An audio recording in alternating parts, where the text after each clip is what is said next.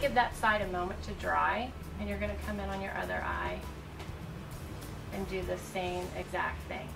Because what I'm going to do, since this mascara is tar-free, I can build volume once that's semi-dry, and it's not going to clump on me, which is incredible. Most mascaras will clump. And if you're not sure, since her lashes are blonde, you can always do a motion coming down and then come back from the underside. And that's going to help to build your volume as well. Now I'm going to come back to this other eye again. Starting about halfway up the lash, I'm going to create and add more volume there.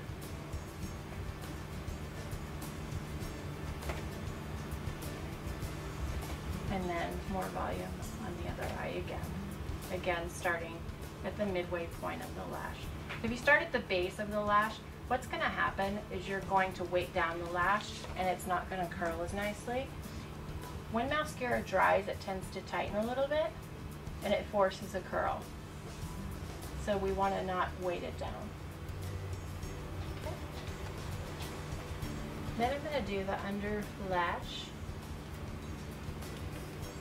using the same motion. Look up for me. Sometimes it's a little tougher to do the bottom lashes because you can't see them as much. They're not as prominent. So what you want to do is rely on your brush. So what you're going to do is lay the brush right on the lashes and just wiggle. And your brush is automatically going to find those lashes.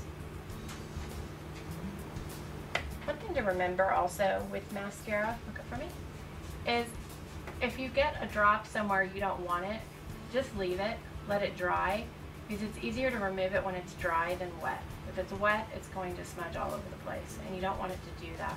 So just let it dry, and then you can go back and pick it up with just a simple stroke of your brush.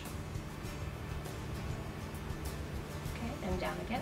Now I'm going to go to the outer corners of her upper lashes and just kind of tip them to open the eye up a little bit more, and to give her a little more volume at the outer corner.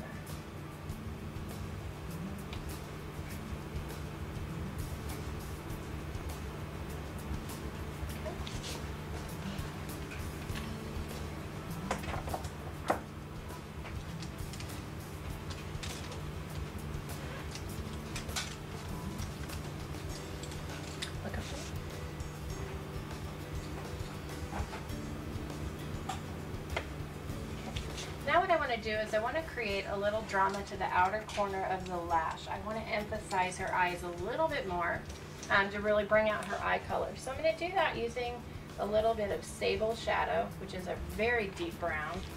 And always remember to tap off the excess. Look up for me. And just at the outer corners, I'm going to bump it with a little bit of that dark chocolate brown, just to give it a little more pop.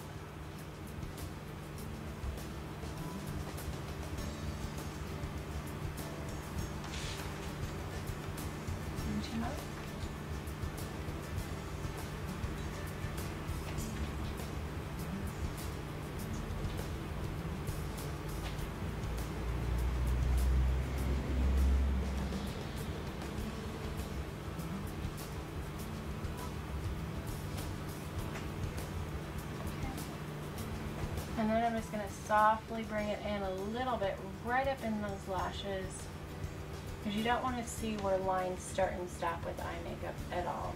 You want to keep it seamless. Okay.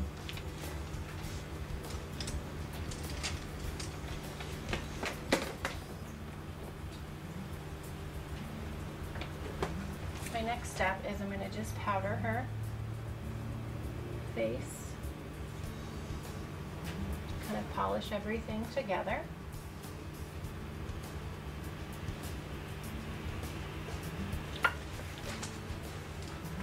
Now we're going to create a very soft, subtle lip look, because we want her eyes to be the focus. So I'm going to warm the pencil again on the back of my hand. Let your lips fall open for me just a bit. And just gently creating a very soft lip line using those short little feather strokes we talked about.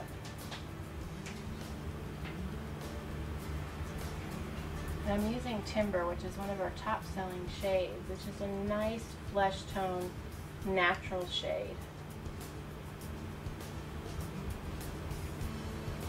I always kind of want to try and stay with a natural lip line, because with lips, you know, if you overdraw them and the least amount of product tends to wear off, you're going to see that you've kind of tried to create something that's just not there.